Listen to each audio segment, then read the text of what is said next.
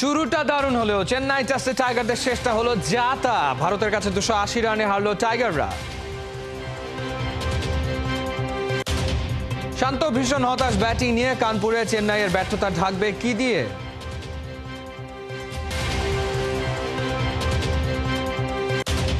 South Africa সিরিজের নিরাপত্তায় BCB কড়া অবস্থানে, এখন থেকে ব্যস্ত রিহার্সালে।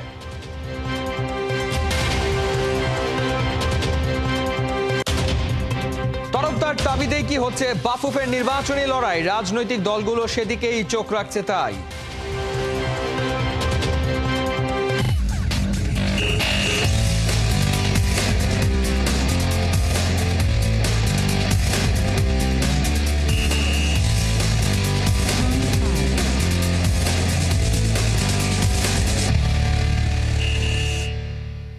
স্বাগত খেলাযোগে, আপনাদের সাথে আছি আমি ফাইম রহমান। চেন্নাই টেস্টে বাংলাদেশের ভরাডুবি। মাত্র 4 দিনেই ভারতের কাছে 280 রানের বিশাল ব্যবধানে ম্যাচ হেরেছে টাইগাররা। চতুর্থ দিন প্রথম সেশনের পুরোটাও পার করতে পারেনি নাজমুল শান্তর দল। 515 রান তারায় বাংলাদেশ অল আউট হয় 234 রানে। সেঞ্চুরি আর 6 উইকেট নিয়ে man of the match Ravichandran Ashwin. বিস্তারিত পার্থবণিকের রিপোর্টে। মাত্র 19 দিনের ব্যবধান। পাকিস্তান থেকে ভারত জায়গা বদল হতেই বাংলাদেশের ভিন্ন ছবি। রাওয়ালপিন্ডিতে সাফল্যের চূড়া দেখা টাইগারদের এ কেমন পরিস্থিতি? 4.5 দিনে শেষ চেন্নাই টেস্ট, যেখানে 2টা সেশন ছাড়া গোটা ম্যাচেই বাংলাদেশের হতশ্রী পারফরমেন্স। তৃতীয় দিনে 4 উইকেট পড়ে যাওয়ায় বাংলাদেশের হার ছিল সময়ের ব্যাপার মাত্র। আর সেটাকে এগিয়ে নিতে শুরু থেকেই শান্তর উপর চড়াও হন সিরাজ। এক একটা ডেলিভারির সাথে শান্তকে দিতে থাকেন এক একটা স্লেজ। বিপরীতে শান্ত থাকলেও সাকিব ফিতা কামড়ে উইকেটে বেশিক্ষণ পড়ে থাকতে পারেননি।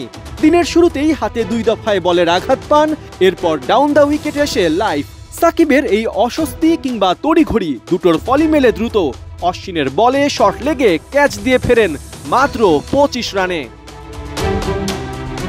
রাওয়ালপিন্ডিতে সেঞ্চুরি দেখে যারা মনে করেছিলেন লিটন ফর্মে ব্যাক করেছেন, তাদেরও চেন্নাইতে দ্বিতীয়বারের মতো ভুল প্রমাণ করেন লিটন। প্রথম ইনিংসে 22 রানের পর এবার জাদেজার বলে আউট হন মাত্র 1 রানে। 4 ওভারের ব্যবধানে 2 উইকেট হারাবার পর ক্রিজে সেট হওয়া দূর, উল্টো মিরাজ যেন হার্ড হিটার। ফলাফল 10 বলে 8 রানে আউট টাইগার অলরাউন্ডার। গোটা দলের ভরাডুবিতে টাইগার ফ্যানদের অপেক্ষা ছিল শান্তর সেঞ্চুরির জন্য। একের পর এক ফ্লপ পারফরমেন্সে গোটা দল যখন ছন্নছাড়া, তখন শান্ত সেই ক্ষতে মলম লাগাতে হন ব্যর্থ। 82 রানে জাদেজার কাছে উইকেট দিয়ে সেঞ্চুরির সুযোগটুকুও হাতছাড়া করেন। শেষ দিকে তাসকিন আর হাসান মাহমুদের উইকেট নেওয়া ছিল ভারতের জন্য কেবলই আনুষ্ঠানিকতা। 3 ওভারের মধ্যে সে কাজটা সারেন অশ্বিন আর জাদেজা। হাসানকে 7 রানে বোল্ড করে জাদেজার মুখে তখন রাজ্যের হাসি। আর 280 রানে টেস্ট হেরে টাইগারদের করুণ পরিস্থিতি। প্রথম ইনিংসে সেঞ্চুরি আর দ্বিতীয় ইনিংসে 6 উইকেট নিয়ে টাইগারদের ধসিয়ে দেয়া অশ্বিন প্রত্যাশিতভাবেই হয়েছেন ম্যান অফ দ্য ম্যাচ। পার্থবণিক, 71। মাত্র 3.5 দিনে শেষ চেন্নাই টেস্ট। পেসারদের পারফরমেন্সের স্বস্তিতে টাইগার ক্যাপ্টেন, তবে হতাশ ব্যাটিং ডিপার্টমেন্ট নিয়ে। 2 ইনিংস মিলে মাত্র 150। শান্ত নিজের ব্যাটিং নিয়ে তৃপ্ত হলেও কানপুরে দেখতে চান না ব্যাটারদের ভুল। খারাপ পারফরমেন্সের কারণে সাকিবকে বাদ দেওয়ার প্রশ্নেও দিয়েছেন উত্তর। চেন্নাই থেকে নাইয়ান বিন জসিমের পাঠানো রিপোর্ট। ভাই অনেক কিন্তু ব্রেভ কোশ্চেন করছেন, মাশাআল্লাহ।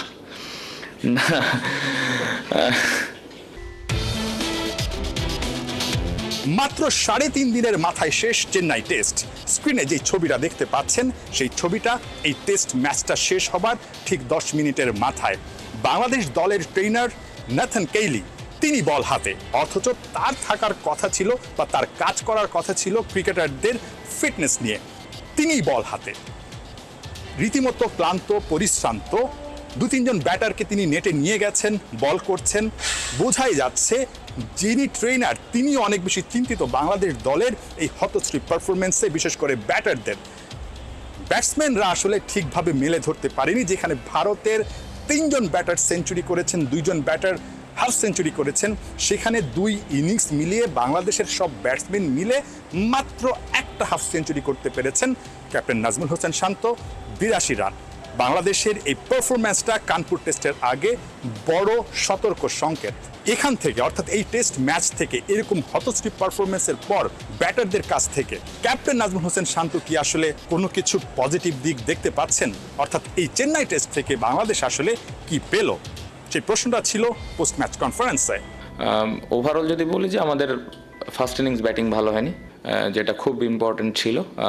ওই জায়গায় আমরা স্পেশালি টপ অর্ডারে যদি একটা পার্টনারশিপ আমরা করতে পারতাম তাহলে আরেকটু ভালো অবস্থানে থাকতাম, এটা একটা দিক ছিল। আর সেকেন্ড ইনিংসে ভালো আবার পার্টনারশিপ শুরু করেছি, বাট শেষের দিকে আবার খুব আর্লি উইকেট পড়েছে, ওই জায়গাটাতে আমাদের আরেকটু কেয়ারফুল হওয়া উচিত। ম্যাচ শেষ হবার ঠিক 10 মিনিটের মাথায় মুশফিকুর রহিমও কিন্তু ছুটে গেছেন চেন্নাই ক্রিকেট স্টেডিয়ামের ঠিক পাশের আউটার স্টেডিয়ামে, যেখানে আসলে নেট প্র্যাকটিস করে থাকেন ক্রিকেটাররা। নিজেকে ঝালাই করার চেষ্টা করেছেন। দুইটা ইনিংসে মুশফিক ভালো করতে পারেননি, কানপুরে তাকে যেভাবেই হোক ঘুরে দাঁড়াতে হবে। এই সিনিয়র ক্রিকেটারের আত্মনিবেদনটা সব জুনিয়র ক্রিকেটারদের মধ্যে যদি থাকে, অর্থাৎ যারা আসলে এই টেস্টে ভুল করেছেন, বলতে গেলে সবাই ভুল করেছেন, খুব বাজেভাবে আউট হয়েছেন, অনেকেই নিজেদের উইকেটটা বিলিয়ে দিয়েছেন, ঠিক একই রকমভাবে সবার মধ্যে যদি তাড়নাটা থাকে যে পরের টেস্টে ভালো করতেই হবে, এখান থেকে ঘুরে দাঁড়াতেই হবে, তাহলেই হয়তোবা কানপুরে ভালো কিছু করা সম্ভব। সাকিব আল হাসান বড় একটা সুযোগ পেয়েছিলেন, কিন্তু নিজেকে আসলে মেলে ধরতে পারেননি হাতে সময় থাকার পরও। সাকিব আল হাসান ঠিক কানপুর টেস্টে কি খেলতে পারবে? অনেক আলোচনা হচ্ছে তার আঙ্গুল ফুলে গেছে, আঙ্গুলের সমস্যা, সেই আঙ্গুল নিয়ে তিনি বল করতে পারছেন না, অনেক বেশি খরুচে ছিলেন। ঠিক এই জায়গা থেকে তার খেলা নিয়ে কিন্তু যথেষ্ট পরিমাণের সন্দেহ তৈরি হয়েছে। এর মধ্যে আবার এই টেস্টে তিনি হাতে ব্যথাও পেয়েছেন। শান্ত কি বলছেন, সাকিবকে কি আসলে কানপুর টেস্টে দেখা যাবে? ভাই অনেক কিন্তু ব্রেভ কোশ্চেন করছেন, মাশাল্লাহ। না, আমি যেটা বললাম যে আমি অ্যাজ এ ক্যাপ্টেন হিসেবে সত্যি কথা বলতে যে জিনিসটা দেখি, এটা শুধু সাকিব ভাই বলছি না, আমি যেটা দেখি যে কতটুকু কষ্ট করছে এবং কামব্যাক করার জন্য যা যা করা দরকার সেই কাজগুলো করছে কিনা। আঙ্গুলের যে ব্যাপারটা, টেপ পেয়েছেন ব্যাটিংয়ে, গ্লাভসে একটা বল লাগছিল, আপনারা যদি খেয়াল করে দেখেন তো ওইখানে একটু ব্লিডিংও হয়েছিল, যার কারণে টেপটা পেঁচানো। আর আমি কখনো পার্সোনালি কোনো ইন্ডিভিজুয়াল প্লেয়ারের পারফরমেন্স নিয়ে খুব একটা কথা বলতে স্বাচ্ছন্দ্য বোধ করি না, কারণ খেলাটা একটা টিম গেম এবং পুরো টিমের কন্ট্রিবিউশনে কিন্তু একটা ম্যাচ জেতা সম্ভব। চেন্নাই টেস্টের চতুর্থ দিনে দারুণ একটা সকাল ছিল, আবহাওয়াটা বেশ ঠান্ডা ছিল। এই দারুণ আবহাওয়ার মাঝে দারুণ একটা টেস্ট ম্যাচ দেখার আশা নিয়ে সকাল সকাল 15 থেকে 16 হাজার দর্শক এসেছিলেন এই গ্যালারিতে।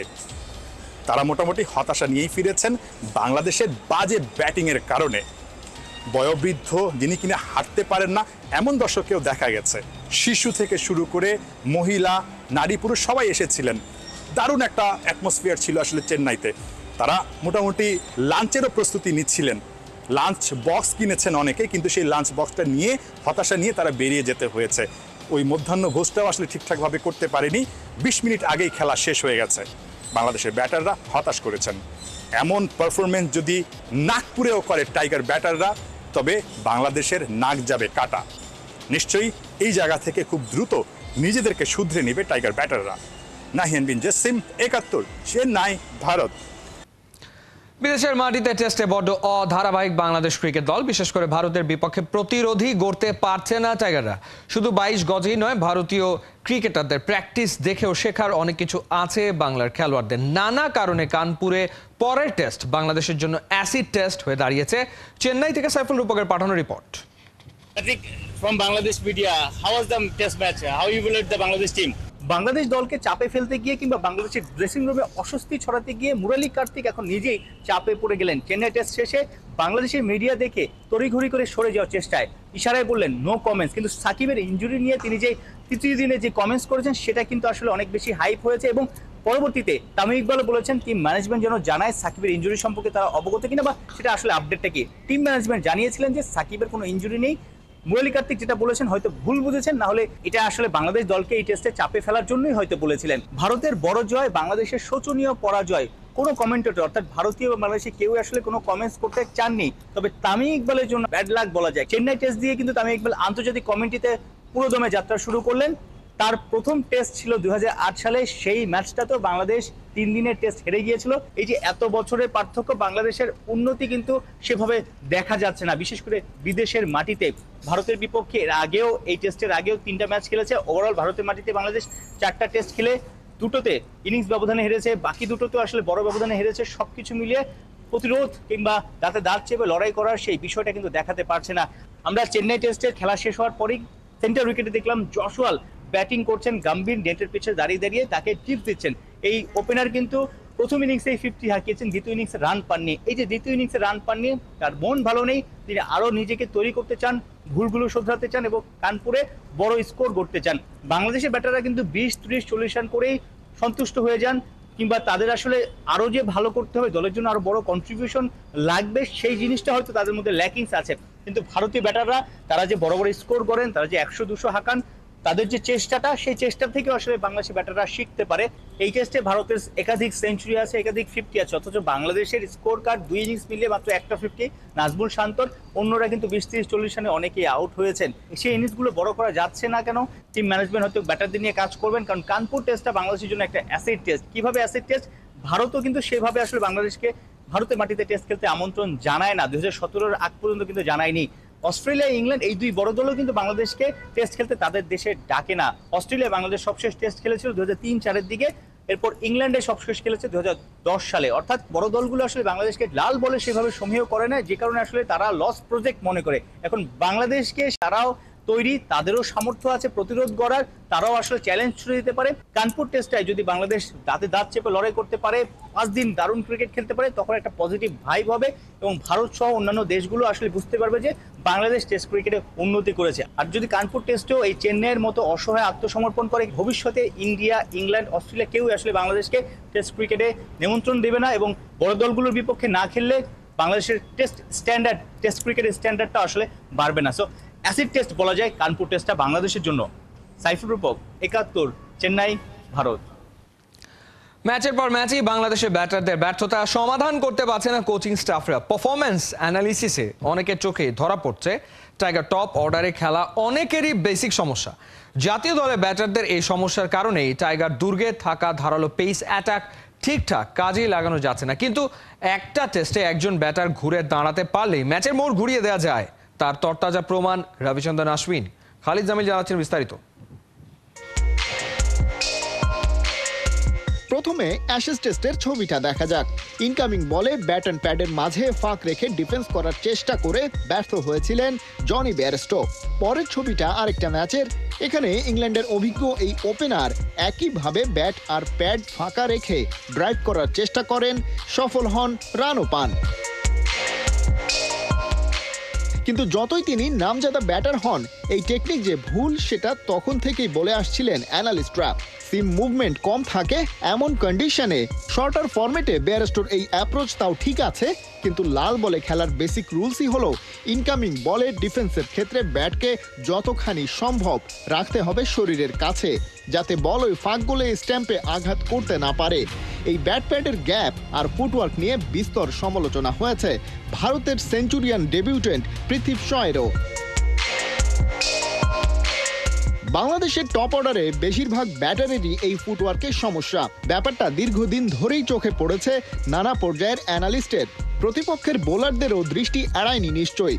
ব্যাটিং কোচরা সেটা সমাধানে উদ্যোগ নিয়েছেন কিনা তা জানা যায়নি, তবে সমাধান যে হয়নি সেটা তো খেলার ফলাফলেই বোঝা যাচ্ছে।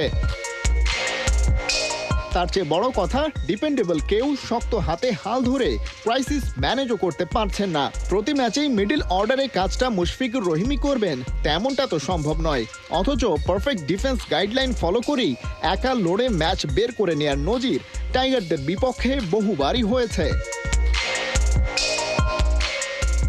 চেন্নাই টেস্টের কথাই ধরুন, যে ম্যাচে হাসান মাহমুদের দাপটে 144 রানে 5 উইকেট খুইয়ে ধুঁকছিল টিম ইন্ডিয়া, সেখান থেকেই অশ্বিন কাণ্ডে ভারতের প্রথম ইনিংস যায় 376 পর্যন্ত, আর তারা বাংলাদেশের বিপক্ষে ম্যাচটা জিতেও নেয় 280 রানের বিশাল ব্যবধানে। তবে টাইগারদের সাথে এমন কাণ্ড এবারই প্রথম নয়। চলতি বছরের সিলেট টেস্টের স্মৃতি এখনো তো পুরনো হয়নি। খালেদ আহমেদ আর নাহিদ রানার আগুন ঝরা বোলিং তোপে পুড়ে মাত্র 57 রানেই 5 উইকেট হারিয়ে ফেলেছিল শ্রীলঙ্কা।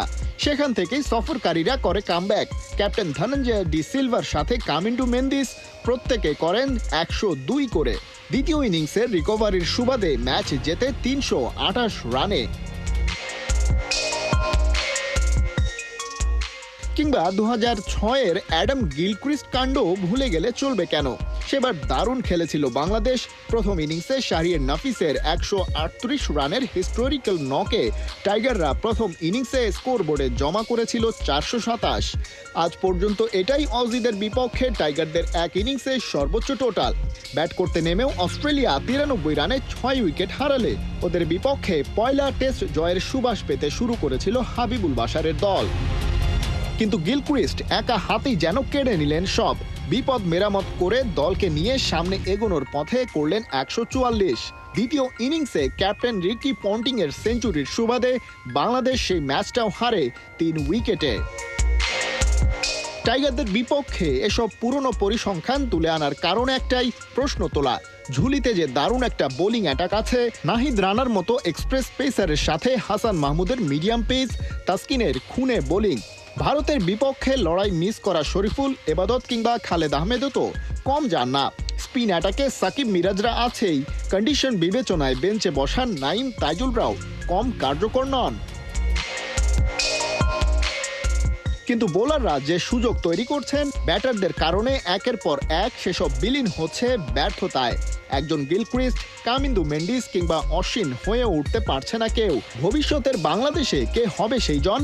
ক্যাপ্টেন শান্ত নাকি লিটন নাকি অন্য কেউ? মুশফিক তামিম ইকবালদের পর ব্যাটিং অর্ডারে কার উপর রাখা যাবে সেই ভরসা?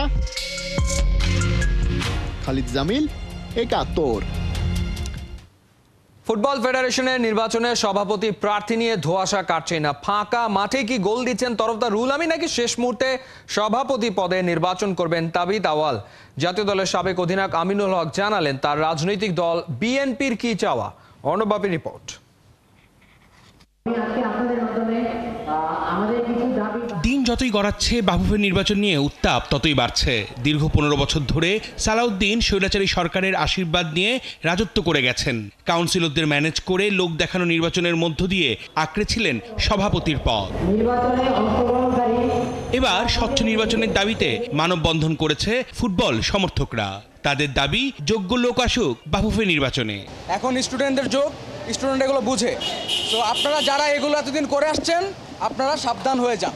যেই প্রার্থী জয়ী হোক তার মধ্যে একটি স্বচ্ছতা, ট্রান্সপারেন্সি এবং তার জবাবদিহিতার একটা ব্যবস্থা থাকতে হবে।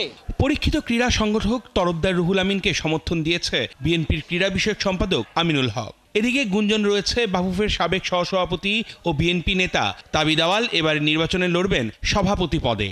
দলের হাইকমান্ড এই বিষয়ে কি কোনো নির্দেশনা দিয়েছেন? আমি টোটালি তাবিদ আওয়ালের বিষয়টা আমার কাছে আমি ওয়াকিবহাল না, কারণ এই বাংলাদেশ ফুটবল ফেডারেশনের যে বিষয়টি নিয়ে বা তিনি যে নির্বাচন করতে চান সেটি নিয়ে আমার সাথে কোনো কথা হয়নি। আমি এই বিষয়ে টোটালি কিছুই জানি না এটা সম্পর্কে।